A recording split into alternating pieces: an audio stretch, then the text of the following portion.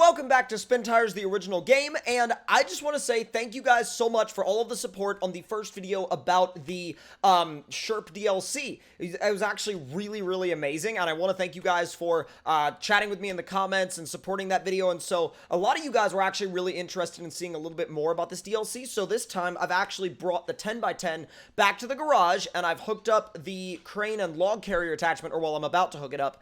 And once I hook it up, we're going to go ahead and actually try it out and see what this map is like in a more objective-based sense, and also see what this vehicle is like when you really sort of put it to the test when things like lumber are at stake. Now, also, the observant viewers may know that I am wearing, or may notice that I'm wearing a Gigabit Off-Road shirt, and I have played around with the update, and I have a video coming about the update really soon, because I know a lot of you guys have been like, where is the Gigabit Off-Road update video? It's coming really soon, but I wanted to make sure that I kind of had a little bit to sort of play around with the update itself and kind of familiarize myself with it, and also just kind of develop and form a opinion on it so I could share that with you guys. Now, with all that being said, let's jump into this video.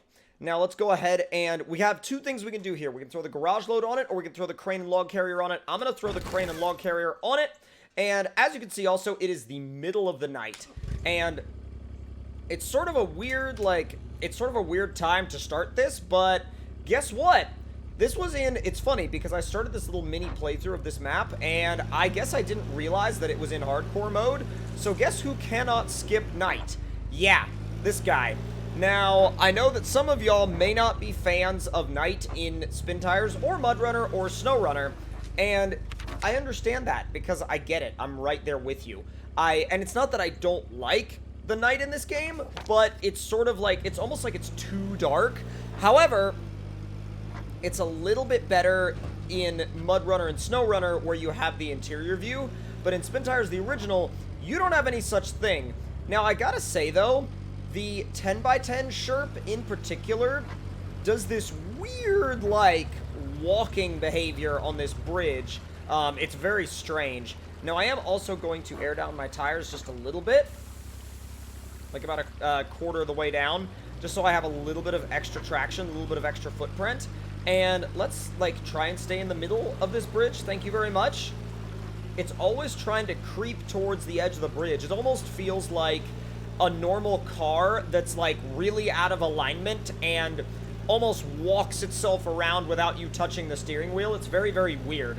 Now, also, I was thinking earlier, and I had this strange, interesting theory, but that was kind of the fact that where MudRunner and SnowRunner feel more at home with a controller, SpinTires The Original feels more at home with a keyboard and mouse.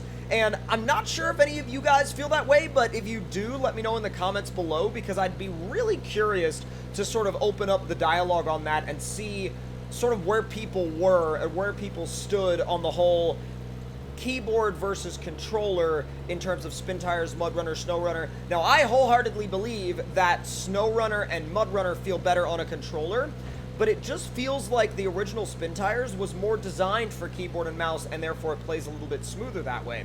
Now, I'm not sure what logs actually will fit in the back of this thing. I want to say probably mediums. Probably mediums. I don't know, maybe smalls, actually. Yeah, actually, I'm going to say probably smalls. That smalls make more sense. I'm going to back up and set myself just a little closer to these logs. And once I do that, we should be in a decent place to kind of kick off our little log loading operation. Back up just a tad. All right, put the parking brake on.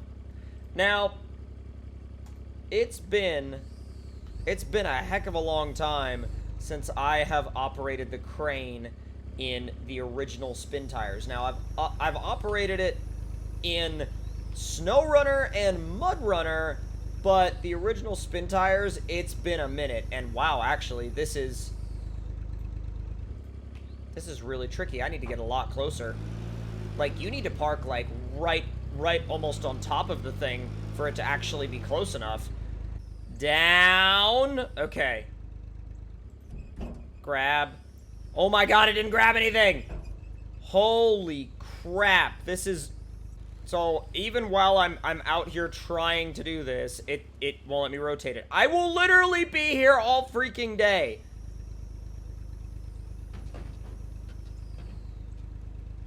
It's starting to rain now, and I think the sun is actually coming up. It let me rotate.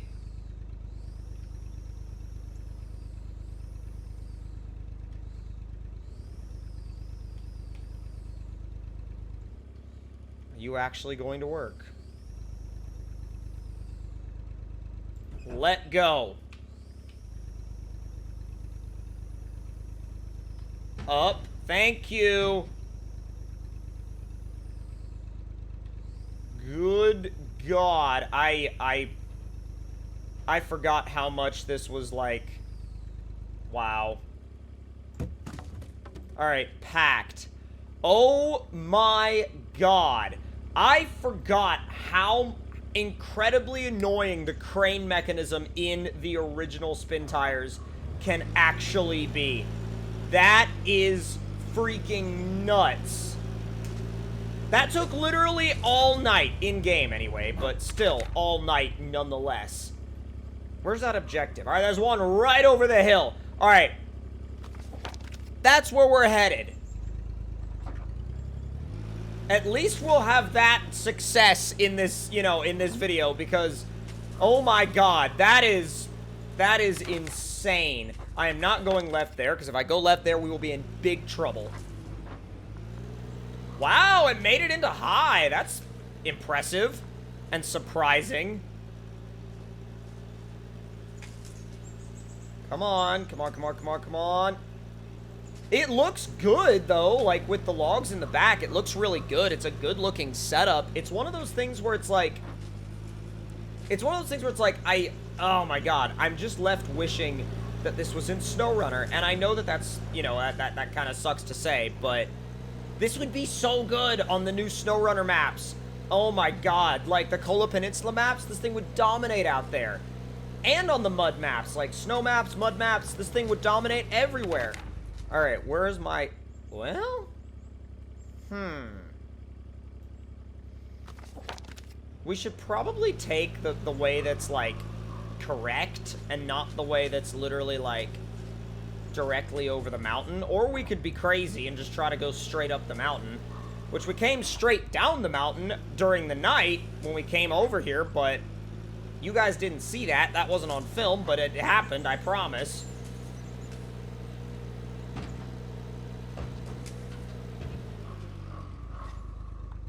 Oh, I should not have let off. Come on. I should never have lifted. I'm going up a hill with weight in the back. I should never have lifted.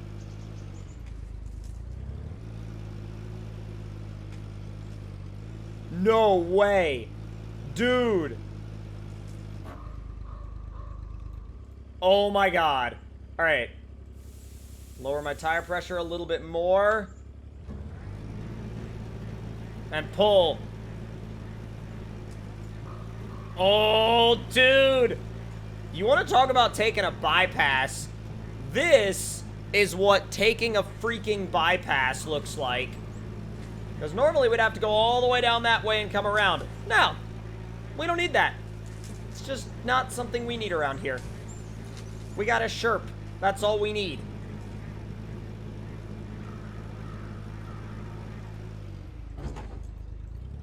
Come on, come on, come on, come on. Don't lose it.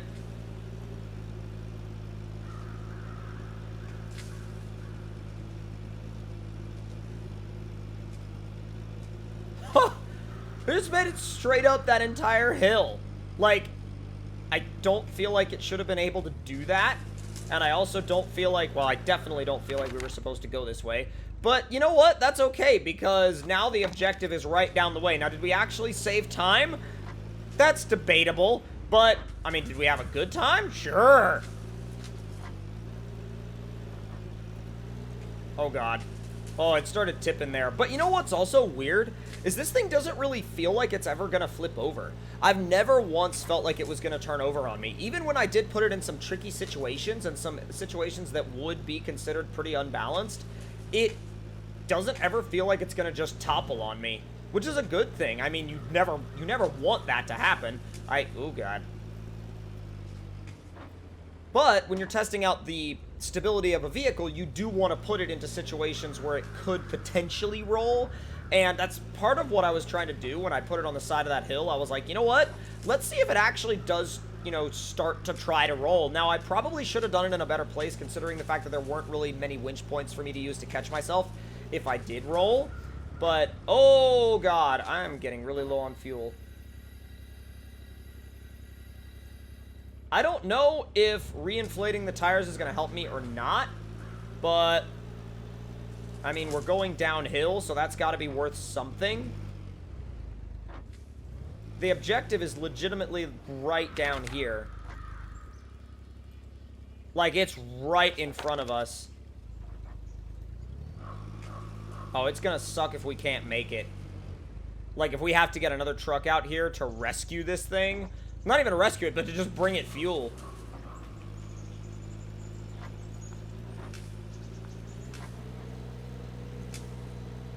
Oh, that probably wasn't a good idea. Flat out and high. Yeah, that's probably not good. It's chewing through that fuel. Oh god, it won't make that turn either. And so we end up having to do these little weird, like, backups. And then, you know, we'll back up and then back the other way and then back up and then back the other way. I think we can drop this off. I'm pretty sure, anyway, that we could drop this off. Yeah, we'll be able to drop it off. It's just going to be like, after that, we're going to have to do something about fuel. But now, if I was smart, I would have gone to the garage and refueled there. But I guess I'm not feeling too smart this time. Alright. Unload. Got that done, but obviously that was only 2 points, so we're gonna need some more. But let's go ahead and stop the engine for now. And if you guys enjoyed this episode of SpinTires The Original Game with the new SHERP DLC, hit that like button, let me know in the comments below what you thought, and if you're new to the channel, hit that subscribe button, and I'll see you guys next time.